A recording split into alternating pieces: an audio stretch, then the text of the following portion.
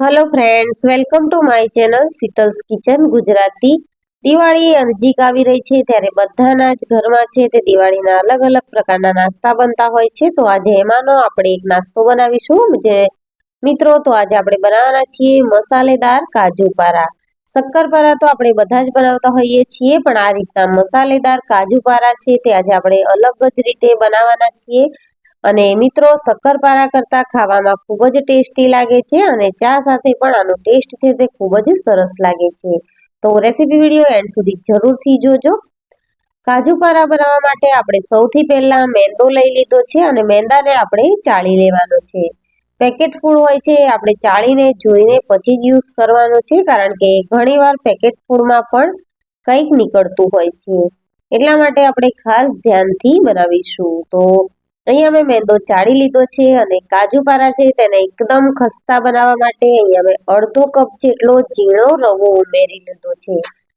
ઝીણો રવો જે માર્કેટમાં મળે છે એકદમ ઝીણો તે લઈ લેવાનો છે। હવે સ્વાદ પ્રમાણે મીઠું ઉમેરીશું, અડધી ચમચી જેટલો હળદર પાવડર ઉમેરવાનો છે અને 1 ચમચી જેટલું કાશ્મીરી લાલ મરચું પાવડર ઉમેરીશું। બધો જ મસાલો આપણે કોરા લોટમાં જ કરી લઈશું। 1 ચમચી જેટલા અજમાને હાથેથી ક્રશ કરીને ઉમેરી લેવાનો છે। મોવણ માટે અહીંયા મેં ઘી યુઝ કર્યું છે। ઘીને ગરમ કરીને 5 થી 6 ચમચી જેટલું ઘી ઉમેરીશું। બધો જ લોટ મોવણ અને મસાલાની સાથે સારી રીતે મિક્સ કરી લઈશું। અહીંયા તમે મોવણની ઘીની જગ્યાએ તેલ પણ યુઝ કરી શકો છો। આ રીતે મુઠ્ઠી પડતું મોણ દેવાનું છે, જેથી આપણા કાજુ પારા છે તે એકદમ ખસ્તા બનીને રેડી થશે। થોડું થોડું પાણી ઉમેરતા જઈ અને મીડિયમ સોફ્ટ એવો આપણે લોટ બાંધી લઈશું। લોટ બાંધતી વખતે ખાસ ધ્યાન રાખવાનું છે મિત્રો કે લોટ આપણે વધારે પડતો કઠણ નથી બાંધવાનો કે વધારે પડતો ઢીલો પણ નથી બાંધવાનો, મીડિયમ સોફ્ટ બાંધીશું એટલે જે આપણે રવો ઉમેર્યો છે તે લોટમાં સારી રીતે પાણી શોષી અને સેટ થઈ જશે। તો આ રીતનો આપણે મીડિયમ સોફ્ટ લોટ બાંધીને રેડી કરી લીધો છે। હવે આપણે લોટને સાઈડમાં 10 મિનિટ માટે રહેવા દઈશું, જેથી કરીને લોટ છે તે સરસ એવો સેટ થઈ જાય અને લોટમાં ઉમેરેલો રવો છે તે સરસ એવો ફૂલી જશે। તો આ રીતે ઘી લગાવી અને મેં લોટને સેટ થવા માટે 15 મિનિટ બાજુમાં મૂકી દીધો છે। હવે આપણે લેયર વાળા કાજુ પારા બનાવી રહ્યા છીએ, તો તેના માટે સાટો તૈયાર કરીશું। સાટો તૈયાર કરવા માટે અહીંયા મેં 2 ચમચી જેટલું ગરમ ઘી લઈ લીધું છે અને તેમાં 1 ચમચી જેટલો મેંદો ઉમેરી લીધો છે। ઘી અને મેંદાને સરસ એવું મિક્સ કરી અને આ રીતનું લિક્વિડ બનાવી લીધું છે। આ લિક્વિડને આપણે કાજુ પારા બનાવવા માટે યુઝ કરીશું। 15 મિનિટ થઈ ગઈ છે અને લોટ છે તે સરસ એવો સેટ થઈ ગયો છે। ફરીથી 2 થી 3 મિનિટ માટે લોટને મસળી અને સેટ કરી લઈશું। હવે રોટલીની સાઈઝના આપણે લુવા કરી લેવાના છે।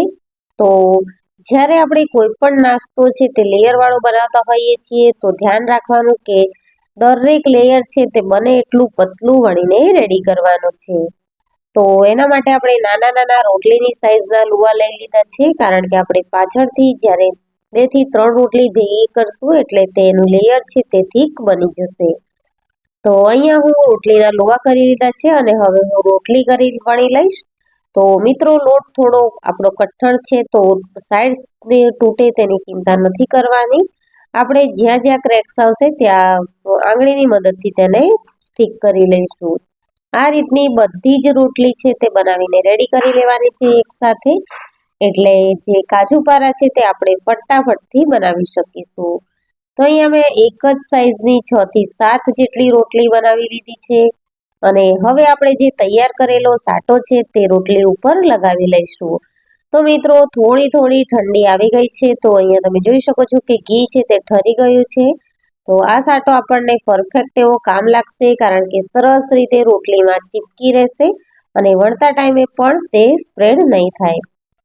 સાટો લગાવેલી રોટલીના ઉપર આપણે બીજી રોટલી મૂકી દઈશું અને બીજી રોટલી પર પણ સેમ પ્રોસેસથી સાટો લગાવી દઈશું। સાટો લગાવવા માટે આપણે આંગળીનો જ ઉપયોગ કરીશું, તો સરસ એવો સાટો સ્પ્રેડ થશે। ત્રીજી રોટલીથી કવર કરી અને આપણે વેલણની મદદથી થોડું વણી લઈશું, કારણ કે 3 રોટલી આપણે ભેગી કરી એટલે લેયર છે તે થોડું થીક થઈ ગયું હોય, એટલે બને એટલું આપણે તેને પતલું કરી લઈશું। જેમ આપણા કાજુ પારા છે તે પતલા હશે તેમ સરસ એવા ક્રિસ્પી બનીને રેડી થશે.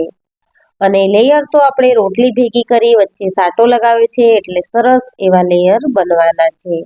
હવે આ રીતનું કોઈ પણ ગોળ ઢાંકણ લઈ અને તમે આ રીતે કટ કરી અને કાજુના શેપમાં પારાને કટ કરી શકો છો. તો બધા જે છે કાજુ પારા તે આ રીતે જ આપણે રેડી કરી લઈશું મિત્રો. આની જગ્યાએ તમે કોઈ પણ જો દવાની બોટલનું ઢાંકણ હોય, બીજી કોઈ પણ બોટલનું ઢાંકણ હોય તે પણ તમે લઈ શકો છો.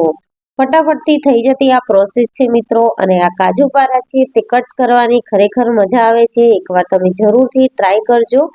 એકદમ ઇઝી વેમાં બનીને રેડી થઈ જાય છે. તો જો લોટ કોઈક જગ્યાએ ચીપકે તો ચિંતા કરવાની નથી, કારણ કે આપણે જે લેયર છે તે પરફેક્ટ બનાવ્યા છે એટલે કાજુ પારા છે તે આપણા પરફેક્ટ બનીને રેડી થશે. જેટલા થઈ શકે એટલા કાજુ પારા આપણે કટ કરી લઈશું અને બાકીના વધેલા લોટને આપણે સાઈડમાં મૂકી દેવાનો છે. તો અહીં અમે બીજી 3 રોટલી હતી તેના પણ સેમ પ્રોસેસથી કાજુ પારા કટ કરી લીધા અને તેલ પણ ગરમ થવા મૂકી દીધું હતું. તો ચેક કરી લેવાનું, તેલ ગરમ થઈ ગયું હોય તો આ રીતે કાજુ પારા છે તે તેલમાં એડ કરી લેવાના છે.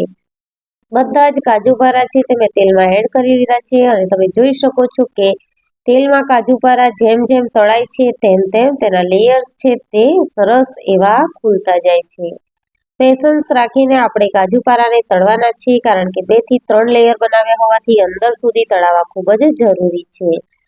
ગેસની ફ્લેમને મીડિયમ જ રાખીશું અને સરસ એવા 8 થી 10 મિનિટ સુધી કાજુ પારાને આપણે તળાવવા દઈશું. વચ્ચે વચ્ચે આપણે તેને ફેરવતા રહીશું અને આ રીતે ગોલ્ડન બ્રાઉન કલર થાય ત્યારે આપણે તેને તેલમાંથી કાઢી લેવાના છે. પરફેક્ટ એવા કાજુ પારા તળાઈ ગયા છે. તો મિત્રો, ચા સાથે નાસ્તામાં અથવા તો દિવાળીમાં ઘરે કોઈ મહેમાન આવે ત્યારે તેને પણ આપણે ચા સાથે સર્વ કરી શકીએ એવા મસાલેદાર કાજુ પારા આપણા બનીને રેડી છે. સેમ પ્રોસેસથી આપણે બધા જ કાજુ પારા છે તે બનાવી લઈશું. અહીંયા મેં આ બધા જ કાજુ પારા છે તે તેલમાંથી કાઢી લીધા છે. આ કાજુ પારાને એકદમ ક્રિસ્પી અને ખસ્તા બનીને રેડી થયા છે. તમે જોઈ શકો છો કે ઇઝીલી ક્રેક થઈ જાય છે. એનો મતલબ છે કે એકદમ ક્રિસ્પી બનીને રેડી થયા છે. આ કાજુ પારાને કોઈ પણ પ્લેટ કે થાળીમાં ઠંડા થવા માટે મૂકી દઈશું અને ત્યારબાદ એરટાઇટ ડબ્બામાં ભરીને સ્ટોર કરીશું. તો મિત્રો, આ મસાલેદાર કાજુ પારાની રેસીપી કેવી લાગી તે મને કમેન્ટ સેક્શનમાં જરૂરથી જણાવજો. અને જો રેસીપી વિડીયો ગમ્યો હોય તો વિડીયોને લાઇક કરજો, શેર કરજો, ચેનલને સબસ્ક્રાઇબ